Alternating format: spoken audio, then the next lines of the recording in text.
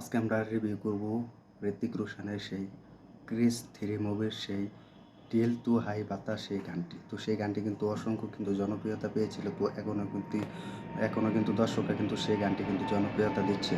তো till two high বাতাস সেই গানটি কিন্তু আজও কিন্তু দর্শকরা কিন্তু সেই লেভেলের দেখছে। তো এখনও কিন্তু সেই বড় বড় প্ল্যাটফর্ম এবং গানগুলো কিন্তু শোনা যায়।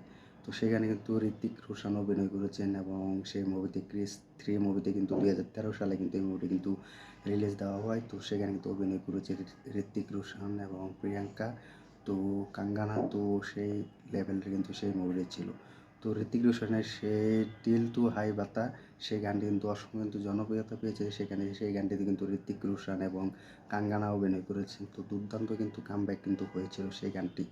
তো সেই গানটি কিন্তু এখনও কিন্তু দর্শকরা দেখে এবং এখনও দর্শকরা কিন্তু শুনে।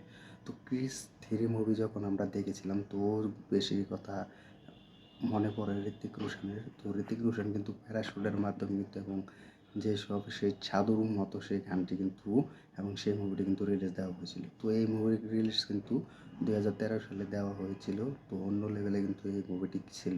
তো দর্শকরা কিন্তু পুরো জমে কিন্তু এই মুভিটি কিন্তু ভালোবাসার এক অন্যতম স্বীকৃতি দিয়েছে। তো দর্শকরা কিন্তু এই গানটি কিন্তু ভালোভাবে দেখেছে। তো এই মুভিটি কিন্তু ব্লকবাস্টার হয়েছে।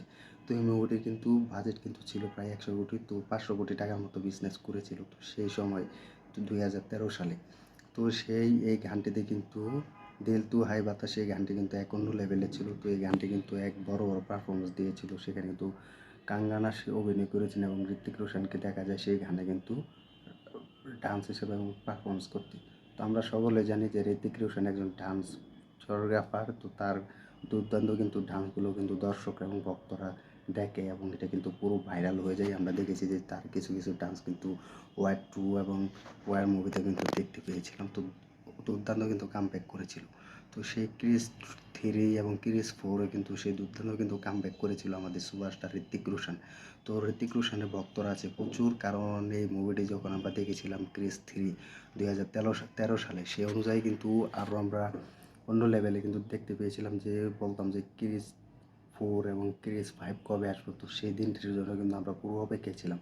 তো Krrish one Krrish two three যখন দেখেছি এক অন্য লেভেলে ছিল এই ঋত্বিক রোশনের মুভি। তো ঋত্বিক রোশনের মুভি কিন্তু সব থেকে বেশি সাফল্য পেয়েছিল ক্রিস ওয়ান ক্রিস টু এবং ক্রিস থ্রি।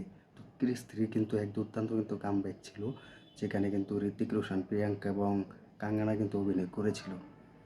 তো এই নায়িকা দিয়ে কিন্তু সেরাটা ছিল প্রিয়াঙ্কা। তো প্রিয়াঙ্কা কিন্তু ঋত্বিক রোশনের কিন্তু অন্য লেভেলের কিন্তু দুইজনকে কিন্তু মানিয়েছিল।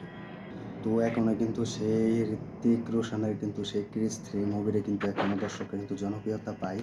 তো এখনও কিন্তু সেই ক্রিস থ্রি মুভি কিন্তু এখনও দেখে। তো ক্রিস মুভিগুলো কিন্তু এখনও দেখে। তো ক্রিস মুভির গানগুলো কিন্তু দুর্দান্ত কিন্তু ব্লকবাস্টার এবং সুপার টুপার হিট দিয়েছিল, দর্শকরাও ভালোবাসা দিয়েছিল।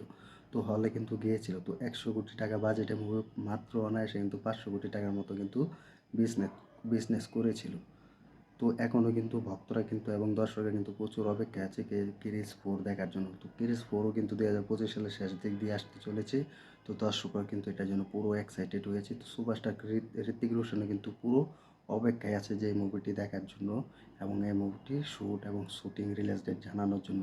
তো দেখা যাক যে এই মুভিটি কীরকম পারফরমেন্স করে ক্রিস ফোর মুভির আসার সময়। তো সেটা এখন দেখার বিষয়, কারণ ক্রিস থ্রি মুভির যেসব গানগুলো রিলিজ দেওয়া হয়েছিল দুর্দান্ত সুপার ডুপার হিট হয়েছে এবং ঋত্বিক রোশনের পারফরমেন্স কিন্তু সুপার ডুপার হিট দিয়েছে।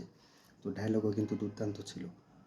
তো আসলে এই ক্রিস থ্রি মুভি যখন আমরা দেখেছিলাম তো সে অনায়াসে কিন্তু সেই মুভিটি কিন্তু বারে বারে আমরা ঋত্বিক রোশনের কিন্তু ডায়লগগুলো এবং ফাইটগুলো কিন্তু যেভাবে তিনি ফাইটিংগুলো এবং ডায়লগগুলো দিয়েছিলেন, তো সে অনায়াসে কিন্তু আমরা দেখেছি যে বলিউডে শুধু হয় এবং সাউথ তামিল মুভিতে কিন্তু এসব দেখা যায়। তো আবারও আমরা ইন্ডিয়াতে এই মুভি দেখতে পেয়েছি। তো এটার জন্য কিন্তু আমরা ঋত্বিক রোশনকে প্রচুর সাপোর্ট করি এবং ভালোবাসা দিয়েছি বা ভালোবেসেছি। তো এখন দর্শকরা এবং ভক্তরা সেই গানগুলো শুনে এবং ঋত্বিক রোশনকে সাপোর্ট করে, প্রিয়াঙ্কাকে সাপোর্ট করে। তো সেই লেভেলে কিন্তু এই মুভিটি একসময় কিন্তু জমিয়ে কিন্তু দুর্দান্ত কিন্তু ব্যবসা করেছিল এবং হলে কিন্তু প্রচুর সাপোর্ট পেয়েছিল। সো সেই মুভিটি যদি এখনও রিলিজ দেওয়া হয় তাহলে আমি জানি এই যুগ পাল্টে যাবে। সেই মুভি কিন্তু 1,000 কোটি কিন্তু অনায়াসে বিজনেস করে নেবে। তো তোমরা কমেন্ট করে জানাও যে ক্রিস থ্রি মুভির সেই দুর্দান্ত গানগুলো কেমন লেগেছে এবং ক্রিস 3 মুভিগুলো কেমন লেগেছে এবং ক্রিস 3 মুভির ফাইটগুলো কেমন লেগেছে, ঋত্বিক রোশনের এবং প্রিয়াঙ্কা এবং কাঙ্গানার দুর্দান্ত অভিনয়গুলো তোমার কাছে কেমন লেগেছে তা কমেন্ট করে জানিয়ে দাও।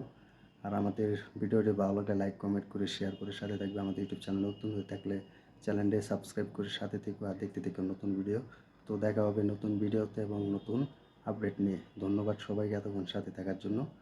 দেখা হবে।